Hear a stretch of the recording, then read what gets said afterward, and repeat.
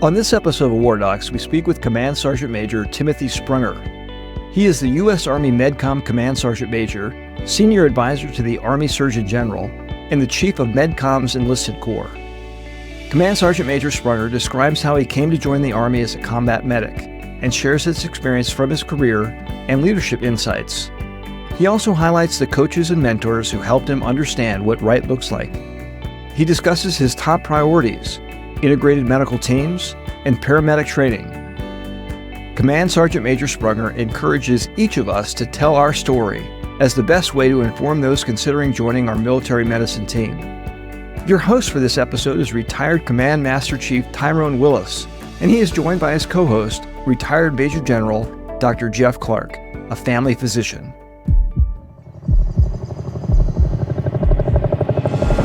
Welcome to WarDocs, the military medicine podcast. This show brings you a first-hand, behind-the-scenes look into the mission, unique opportunities, and deployed experiences of the entire military healthcare team. From state-of-the-art hospitals in the United States to the most austere environments across the globe, WarDocs has you covered. We have the privilege to welcome the United States Medcom Command Sergeant Major and Senior Advisor to the Army Surgeon General, Command Sergeant Major Timothy Sprunger. Command Sergeant Major Sprunger, thanks for joining us today. Thank you, sir. I appreciate it. Looking forward to this. I'm your host, Command Master Chief Retired Willis, and our co-host is Major General Retired Jeff Clark. Sergeant Major, it's good to see you again. Thank you for taking the time. Oh, definitely so, sir. It's good to see you as well. So, Sergeant Major, many in our audience may not be aware of the roles and responsibilities of the Medcom Command Sergeant Major. As you know much better than anybody. They're ranging and far-ranging and critical. Could you give us an overview of your job and maybe sort of an idea about what a typical day might be like? Well, so actually kind of have three different roles. One is the Senior Enlisted Advisor to the Surgeon General, which, that's more advisement policy-wise, that things that happen inside the Pentagon at the DA level. And then there's my role as the Medcom Command Sergeant Major. That's, integration with our stakeholders, Medical Research and Development Command, our Medical Center of Excellence, TRADOC, FORCECOM, as well as the day-to-day command activities for our MTFs within inside U.S. Army Medical Command. And then my third role is the chief of the AMED Enlisted Corps, and that is a lot of work with our Medical Center of Excellence and trying to drive advancements in training and whatnot for our enlisted corps. So all of our different MOSs, I think 24 different MOSs in the AMED, but driving their training for the future fighter, Army 2030, 2040, if you will, so that we're meeting the mark of our requirements across the Army. Hey, Command Sergeant Major, I see you have a unique background. Can you tell us a little bit how you came to serve in our United States Army? That's a funny story. So I was working in I guess I'll say retail. I was working in retail, and my buddy came in on a lunch break and said, "Hey, I got a great idea. Let's join the Army." And I was like, okay. I was in EMT school. Actually, I was in advanced EMT school at the time. So I was like, all right, well, I think I want to go be an Army medic. That sounds like a great deal. And I was like, that flight medic thing looks pretty cool. So I go in to do all my stuff. I tell the recruiter guy I want to be a medic. And he's like, all right, that's easy. So do all the testing. I ended up joining the Army. My buddy did not. But, it is what it is. So he ended up doing work as a corrections officer in our local state penitentiary. And, 34 years later, I'm still making it happen. Interesting story, to say the least. But my initial interest in medicine started because of my father. He was a firefighter, a career firefighter, and EMT working on the firefighter rescue squad. And he would go around our our town, our county actually, and teach first aid classes. So I was the de facto mannequin, if you will. So I would get bandaged and splinted on a regular basis. So I learned that at an early age. So it was a lot of fun learning that. Being a medic, EMT, Army medicine stuff, it came pretty easy for me. Tell us about your first couple of assignments, kind of what you learned from that, particularly things that you learned that maybe still serving you today. Oh, wow. So my first duty assignment was 1st Battalion, 508th Airborne Infantry in Fort Covey, Panama, Republic of Panama. So it was, I arrived 1 July 1990. So the Just Cause was mostly over at that point. So little Timmy Sprunger, Private Sprunger, arrives on the scene, and I get assigned as the 2nd Platoon medic for Alpha Company, 1st Battalion, 508th Airborne Infantry. And we did some operations, I guess cleanup operations, if you will, with Just Cause. But one of our primary missions was securing the Panama Canal.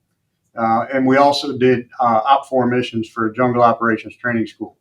And that was probably the best training that a young medic could get, because I think everything in the jungle is trying to kill you. If it's pretty or it's colorful, it's dangerous. Don't touch that. You got to watch out for all the animals and the wildlife. There's a bunch of things out there, but that assignment, I loved it down there. It was awesome. But that assignment taught me a lot of things, and some things not to do. But it taught me about, clinical decision making and being able to work through a problem set when faced with a casualty or a patient. I had a really good PA that taught all of his medics how to really, do a patient assessment and in the clinical setting, which set us up for success when we were out in the jungle with our platoons. But he would actually bring us in and actually teach us. And then when we were doing sick call, he'd walk around with his coffee cup and a clipboard, and he would walk up to us, and we would have gone through the entire assessment, observations, assessment, and come up with a plan. And then we would give him a patient handoff and tell him exactly what we think was going on. And he'd either say, well, let's take a look at that, or, hey, I agree with your assessment. And he'd sign off on the note, and he would be able to move on to the next patient. So it really taught us how to do patient care.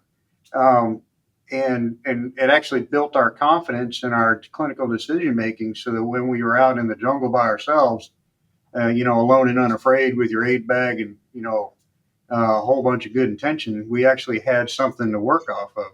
Some of the other things to learn not to do. I had some really caustic leaders in that organization. I mean, it was came home stressed on several occasions, so I learned what leadership traits I did not want to emulate, but I had some really good leaders that I learned from, how to take care of soldiers appropriately and be compassionate when you needed to, and that was very helpful. But Panama was spectacular. I'm sad that we gave it back.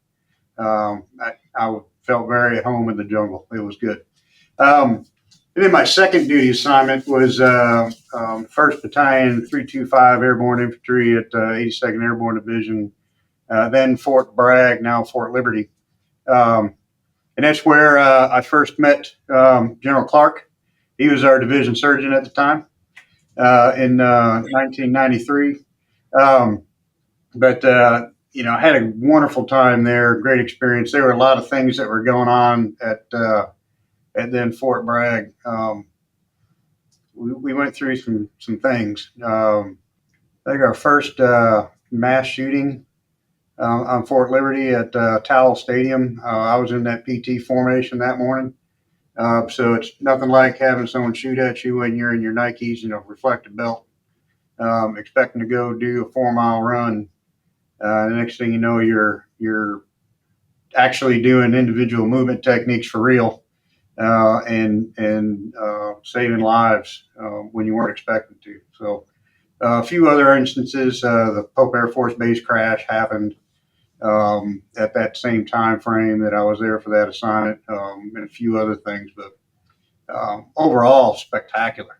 And then we also stood up an EMT school for the division in 1996. And I got tapped to be the NCOIC of the EMT school, which was pretty neat, setting that up. And we were very successful. I think we kind of aggravated Fayetteville Technical Community College because we were taking some of their business away. But we were training 36 soldiers, I think every 8 weeks. It was like a 5-week program, so we condensed it down. We were lots of throughput, but it bore out of the requirement for the Sinai, because every one of the guard posts there was supposed to have an EMT, and if all your medics are the only ones, they never get a break. So we were teaching not only medics, but we were also teaching our infantry and everybody else EMT, so that they could help out on those guard posts and meet the requirement. But fantastic. We get a lot of notoriety out of that, and it's still working out today. So it's good stuff. Yeah, and I think that's a great segue. We see that you deployed both to Iraq and Afghanistan. Tell us what leadership role was in each of those assignments and what you learned to help shape you how to lead forward. I mean, it seemed like you had a great foundation early on. Yeah. So IF1, Iraq, the beginning of that conflict, I was the medical platoon sergeant for 3rd Battalion 325, Blue Falcons. I had a fantastic group of medics. We trained hard, but they learned early on in the ball game that flexibility is key. We were initially planning to jump into Baghdad International Airport, and after getting boots on ground there, I'm glad we didn't do that. There was a lot more stuff going on there than the train model that we had set up. We actually got to spend a fair amount of time doing some health engagements with the civilian populace. You never know when people are going to walk up to you with issues. And ask for assistance. And, sometimes that goodwill goes a long way, even though it's something small. We were in Karbala, I think was the town. We kind of occupied a granary where our aid station we set up in. And the only thing that we found for water was a water standpipe. It was like a 6-inch diameter pipe. And we ended up, they bust everybody or trucked everybody in to get showers out of this standpipe. I don't know if you've ever stood underneath a 6-inch pipe that's splashing water on you, but it's not real comfortable. But we ended up having to erect some makeshift fencing out of some corrugated steel to block off the view of what was going on there, because there were some Iraqi families on the compound that didn't appreciate unclothed, soldiers running around. So that worked out. They almost kind of made me the mayor of that granary, engaging with the locals there. I didn't speak a lick of their language, but we ended up communicating through hand and arm signals, trying to figure out what they needed and what we needed, and made it work. It was pretty interesting discussion sometimes. And then the OEF 7. I was the first sergeant for the Sustainment Brigade Troops Battalion Medical Company out of Fort Drum with the 10th Mountain Division. We augmented the 14th Combat Support Hospital out of Fort Benning, out of Camp Lacey. Yeah, it was Camp Lacey. At the field hospital there at the air base in Afghanistan. We had soldiers. Our treatment platoon was split up in many different locations, all up in the north.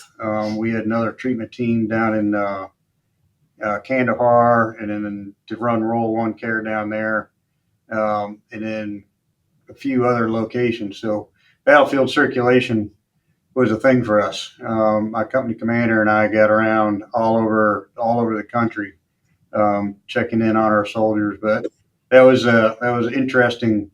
It was a brand new company. That was when we did the transition from in 2005 timeframe. We did the transition, the way units were organized at that point, and they stood up these sustainment brigade troops battalions. So we ended up getting all brand new equipment. We had brand new night vision. We had brand new trucks that we didn't take with us. We ended up getting all of our medical equipment in like a weekend. We went through, inventoried all that stuff, and had to figure out how to pack it and then put it in containers in like 4 days. It's like $7 million worth of gear, trying to put it together in some type of operational function. So leading through that, getting that done, and getting it all loaded up so that it could be shipped over to Afghanistan in preparation for our deployment, which we never even touched any of that stuff. We got there and fell in on everything. So that created its own leadership challenges, but great group of soldiers in that company, and a great group of leaders, and a few of them are still serving today, 18 years later after that deployment.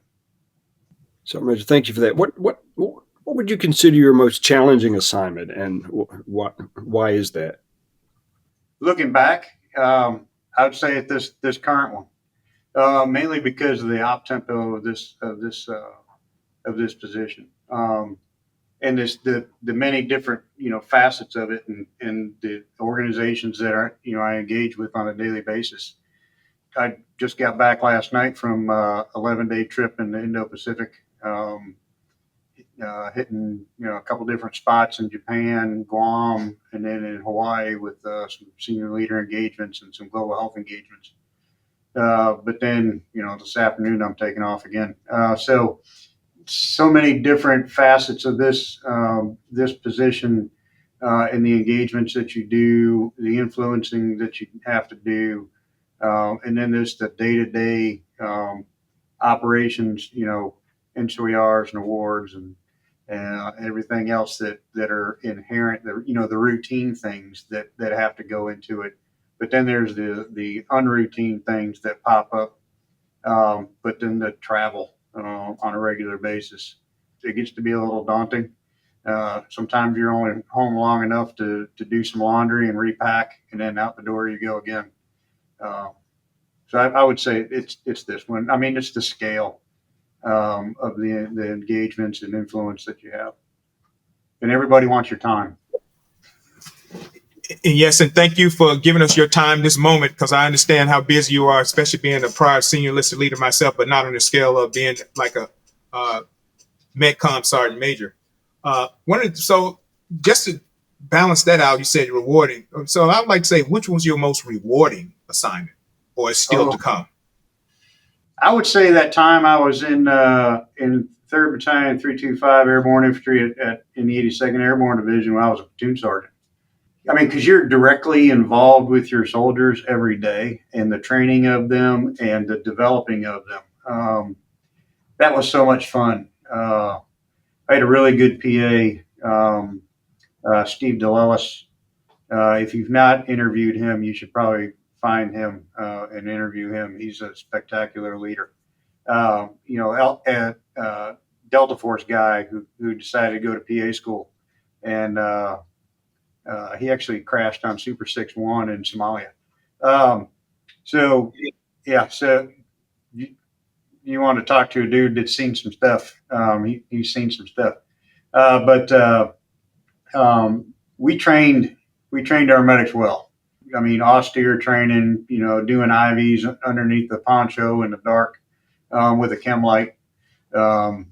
We ran them through their paces, and it really proved itself when we deployed, and our young medics were out there faced with some tough challenges. They managed to go through it pretty well, and perform flawlessly. But that was probably, I would say, my most rewarding. It was a lot of fun. We trained hard, but my young medics, they loved it. And every once in a while, I get a note still today, thanking me for doing what we did, and the training and the camaraderie that we built. Yeah, being a command senior enlisted myself, that's one of the things that is most rewarding when you have that time that you on the boots on ground and with your soldiers or your sailors or Marine. Not that you don't like the senior enlisted life, because it's a different leadership, it's a different way of life. But when you're on groups on bound, that is very rewarding. Oh, definitely so.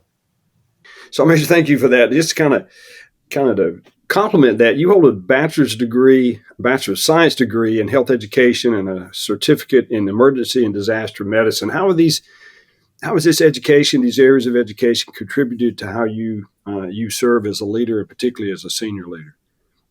It's almost kind of like a daily discussion you have with soldiers. I mean, you go in as a health educator, you assess the population and what their needs are, for healthcare, through surveys or just having a conversation with them, and then you develop a plan and then you bring it back to them.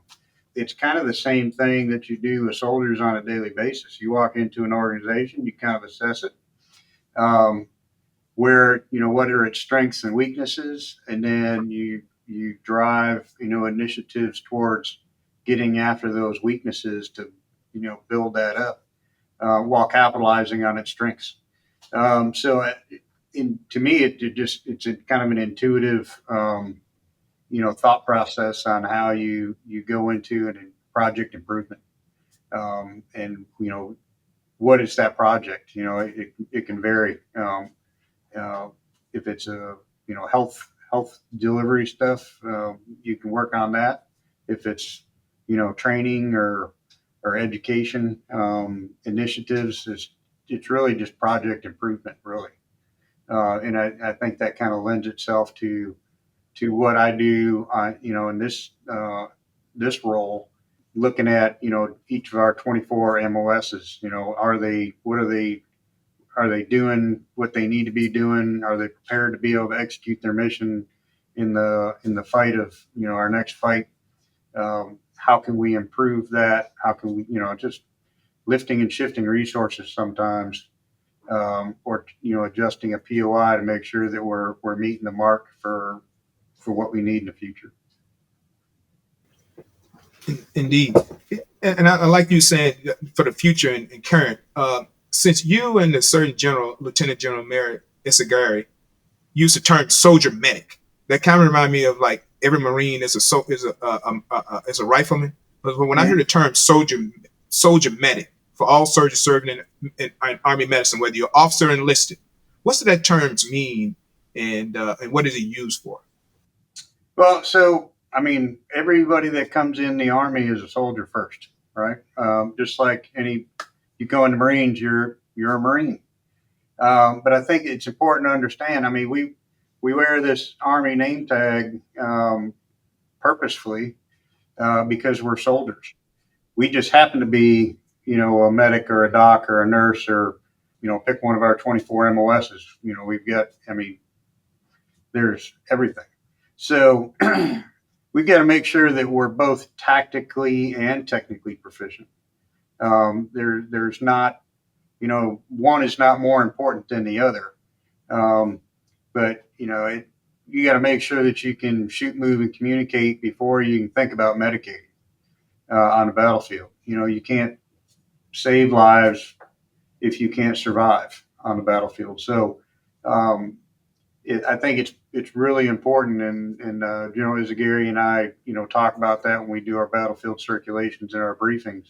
We used to talk about the dual professions, but now it's more of an integrated, two professions. The soldier side with the medical side, they complement one another, and we've got to make sure that we're complementing those and keeping both sides of that sword sharp, if you will, because you might need the tactical side now, but in a few minutes you're going to need that medical side, or you might start off needing the medical side, and then the conditions change, and then you need to do some tactical things. But we can't rely on just-in-time training, because that's training to familiarity, which will cost lives in the end if we're not, proficient. So, Major, thank you for that. And kind of to play off what you just said, it took me a while in my career to figure out that I was a medical corps officer, right?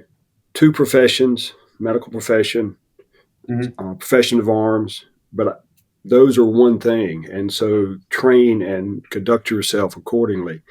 So I think the fact that y'all are, the term soldier medic is prominent in how we refer to ourselves, I think is spot on. And I think it's important to note that medic is big M, meaning all medical MOSs and AOCs. It's not just the 68 whiskey. Because sometimes people they think we start talking about medic and they think we're talking just about the 68 whiskey. There's much more to it than that. And we in the General Zaguri will say that out front, and a lot of the engagements that we have, that we're talking big M. That's everybody in Army medicine. So. Yeah, completely agree. I think that's outstanding that y'all are doing that. So you and the Surgeon General have two initiatives. I think you have a lead role in this for ensuring our enlisted medics are trained, ready, and key members of their healthcare team. One is integrated medical team. Let's start with that.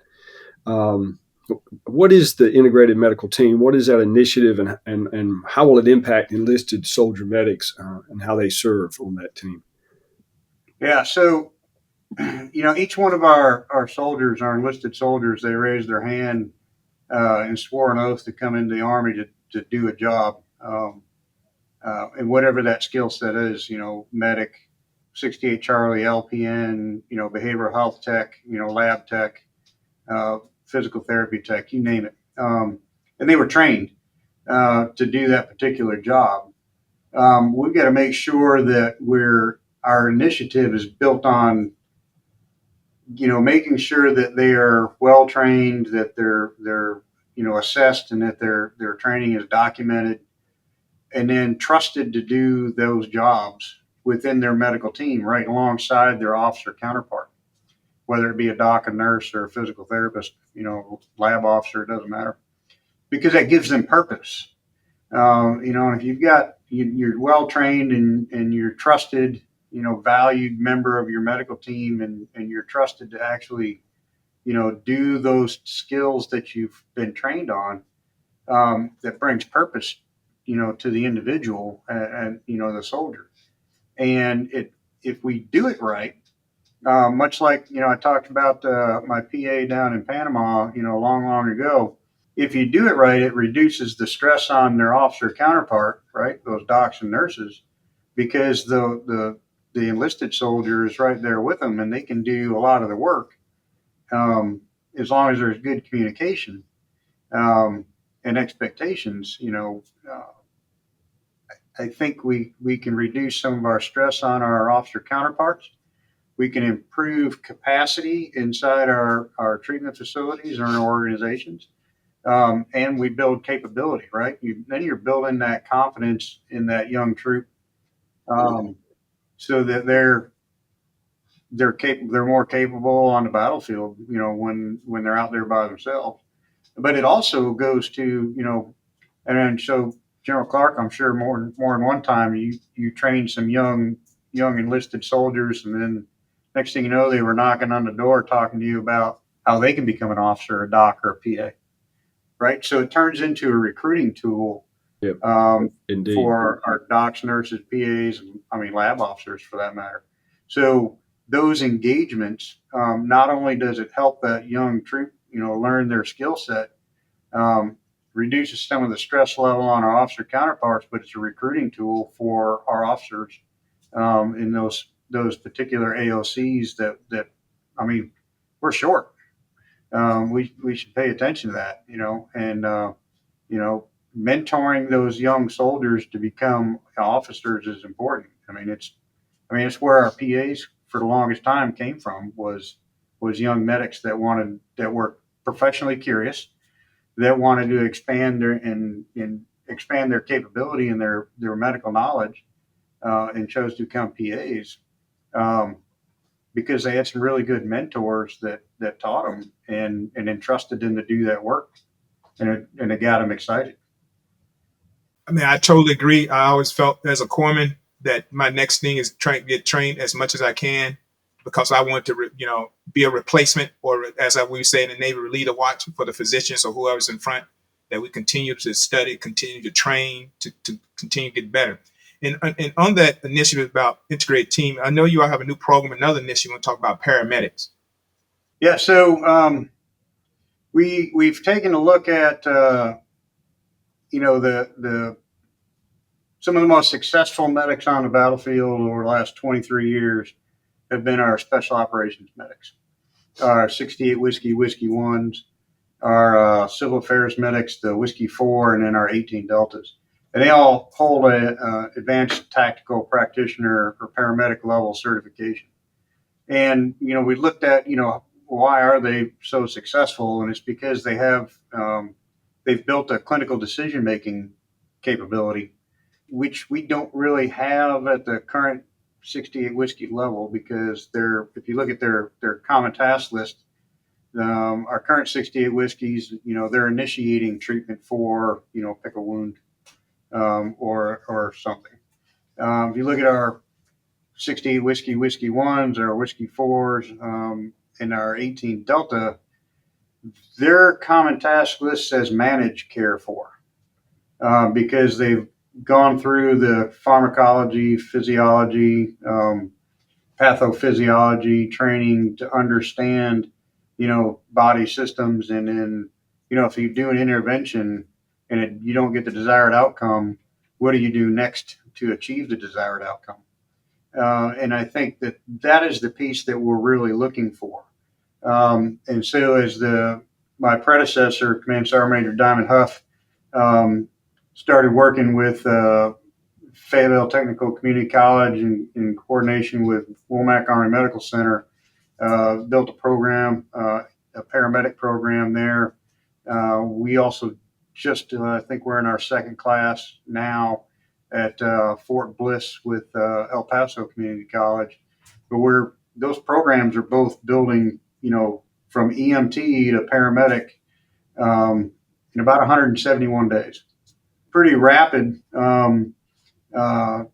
program of instruction, but they're coming out of there wicked smart. And having a conversation with them about a patient encounter, I would challenge you, if you didn't know what rank they were, to have a conversation with those young troops that are graduating from these programs, and then like a doc, you would have a hard time telling who is who, because they're coming out of there with the understanding of body systems, and they get it. So as we start looking at large-scale combat operations, multi-domain operations, contested air, extended evacuation times, and our medics being faced with prolonged casualty care, we need medics that are going to be able to manage care and hold casualties longer until they can get them evacuated. But the only way to get to that is, one, the appropriate requisite training, pathophysiology, pharmacology, and then, get those patient encounters, that experience, so that when they're faced with that then it's not so overwhelming that they freeze or they don't know what to do. They can just work through the problem set. It just seemingly is the right thing to do. So right now we're in the process of coding some of our authorizations in our medical treatment facilities, primarily in emergency departments right now. As 3 Papa, which is our ASI, we secured for National Registered Paramedic. Looking at expanding those authorizations in some of those facilities, so that we're getting some of our junior NCOs. But we're also looking at, how can we use them in the clinical space in family medicine? across the nation, we're also short paramedics. And our Compo 2 and 3 soldiers just happen to be in those communities. So if we start building, paramedics out of our 68 whiskeys across the nation in our Compo 2 and 3, now those soldiers can then work inside their community and bolster, what is short across the nation. But there's also a certification they can get for community-based paramedicine, so they can actually go out and help their community, not just working in the back of an ambulance, but they're actually out there doing patient care in their communities. So there's opportunities for this from Compo 1 young line medic through the continuum of care, and then also for our Compo 2 and 3 soldiers, because I've got more 68 whiskeys in Compo 2 than I have in Compo 1. As we go through this and we start, advancing this and talking about it more, and it takes hold, the capability that it's bringing for not only, in conflict, but you think about crisis. So like, natural disasters. We happen to have some, tornadoes and flooding and everything else that goes on in the nation. Who's getting called for that? It's our National Guard. So why would we not want to expand their capability to take care of patients, in their community? And then, pandemic, right? So COVID taught us a very good lesson. We were doing urban augmentation teams, and we were taking medics and docs and nurses and putting them in civilian facilities to help out those organizations. And frankly, some of our medics got told they couldn't do anything because they were just EMTs. They wouldn't let them do immunizations, which they're trained to do. They wouldn't let them give them IVs, even though they're trained to do it, right? So because their only certification was an EMT certification. So as we continue to go down the road and build this capability, and more of our paramedics, giving them this ASI of 3 Papa, now if that were to happen again, we've got a more capable medic that is valid in both, all three: competition, crisis, and conflict. So I think it works out very well, and we're excited about it. About to have another conversation with our Field and Force Integration Department Directorate at Medco, talking about where we might be able to place more 3 Papa 68 whiskeys out there. So I'm looking forward to it. I love it. I love it being a corpsman and having the capabilities of more training, more education, because even as a little third class petty officer, I thought, you can tell me like you was talking about, you had a conversation, you would think this little sailor or a soldier is a doctor by the conversation you have, because they very knowledgeable in their skill sets and the body systems. As a third class, I thought I was that person. And to have training like that. Super. Yes, it truly does. Oh my gosh. It is so much fun listening to them and engaging them in that conversation. And you just hear them going, and they're just breaking it down for you. You're like, oh, that's awesome. How powerful would it be if we had, a crowd of them, running around? It'd be awesome. I truly love it. And being that I do recruiting for doctor, I think that's a great segue to some of them becoming physicians in the military. Exactly. And from enlisted, we have as you well know, EMDP2, enlisted medical degree program, where we prepare them for it. But I just think that's a great segue from continued education, from being a medic to paramedic to even probably a physician, and and then you have longevity, then for life. So that's a great experience. So, Rich, thank you for that. If you think about military medicine, the military health system as a national strategic asset, which it is, then the foundation of that is medics and corpsmen. So we want them fully trained and fully capable to the absolute top of their ability on the battlefield, in our military treatment facilities, in our communities, Compo 2 and 3, et cetera. The implications, the second and third order implications of what you're talking about are immense. And I know you'll make sure it's appreciated at the right levels. Sergeant Major, you've served and led at essentially every level in military medicine, certainly in Army medicine. What would you tell a young person trying to decide whether to join our Army as a medic? First I'd tell my story. I think we as leaders, every soldier that I run across has an Army story. What made them join, why they decided to stay, what are the experiences that they've had. And I've had quite a few.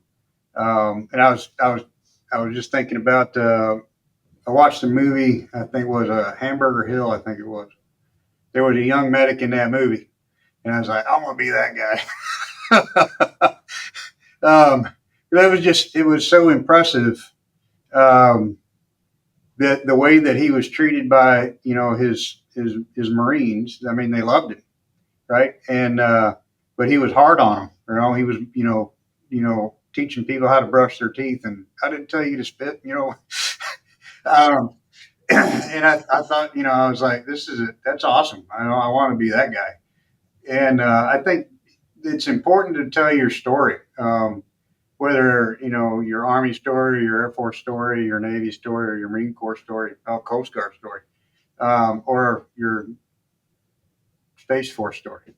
Although they don't have long stories yet. But I think, telling your story, your experiences, and how much fun you had or have, being in the Army or in the service, whatever, pick a service.